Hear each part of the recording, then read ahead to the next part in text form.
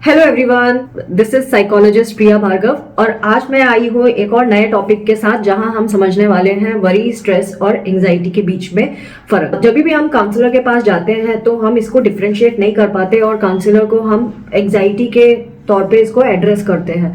सो अब इनमें अगर आपको डिफरेंस पता चल जाए तो आप इजीली कन्वे कर सकते हैं कि एक्चुअली आपके साथ हो क्या रहा है। सो फर्स्ट वरी का मतलब होता है वो थॉट्स। जनरली वरी जो होती है वो हमारे थॉट्स ही हैं, उसमें और कुछ शामिल नहीं होता।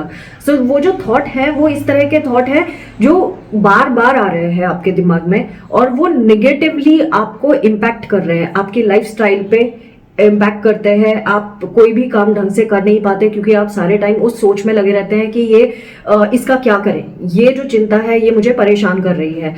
जैसे कि एक एग्जांपल ले लेते हैं, आपके ऑफिस में नए मैनेजर आने वाले हैं। आपके पुराने मैनेजर के साथ आपके टर्म्स बहुत अच्छे थे और आपकी परफॉर्मेंस भी बहुत अच्छी हो रही थी और आपको पता है कि अब आगे आपका प्रमोशन होने वाला है। बट रिसेंटली आपको पता चलता है कि जो आपका प्रमोशन डिसाइड करने वाले हैं वो नए मैनेजर हैं, पुराने मैनेजर के हाथ में नहीं है ये चीज।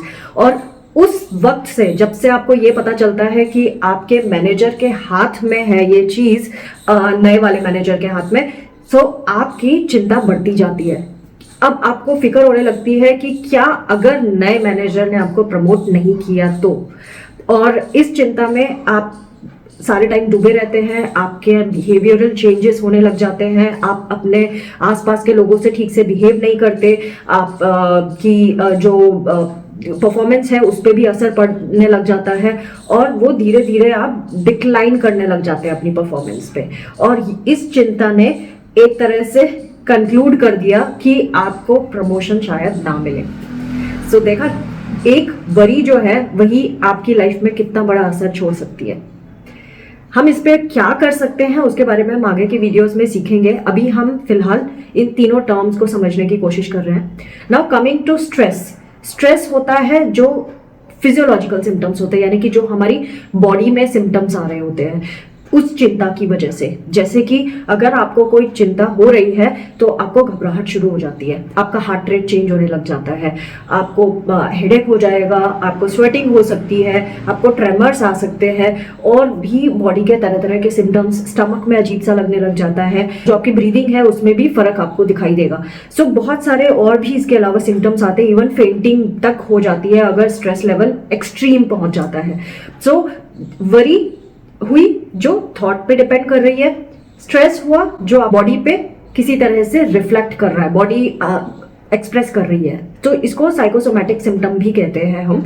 और third is anxiety is the combination of worry and stress. जब ये दोनों एक साथ हो जाते हैं तो हम उसको एंजाइटी का नाम दे देते हैं। अब एंजाइटी अगर एक लेवल तक है, अगर एंजाइटी हमारी परफॉर्मेंस को इम्प्रूव करने में हमारी हेल्प कर रही है सो वो अच्छा है।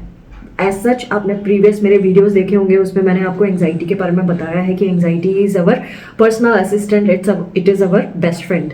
सो एंजाइटी का एक पर्पस है, एंजाइटी हमारा सर्वाइवल को इंश्योर करने का काम करती है। लेकिन अगर एंजाइटी हद से ज़्यादा बढ़ जाए और वो हमारे को एक नॉर्मल लाइफ भी नहीं जीने देती तो वो एंजाइटी डिसऑर्डर मानी जाती है, यानी एंजाइटी आपकी जो है वो डिसऑर्डर्ड हो गई। अब इन सारी चीज़ों को हम क्या कर सकते हैं उसके लिए आप बने रहे आगे के वीडियोस में, और हर संडे मेरे वीडियोस आएंगे और आप बी वॉचफुल मेरे चैनल पे देख सकते हैं। और अगर आपको पसंद आए तो सब्सक्राइब करें, लाइक करें और कमेंट्स भी छोड़ सकते हैं, आपकी क्वेरीज को भी मैं लूँगी। Thanks for watching, take care of your self, bye bye.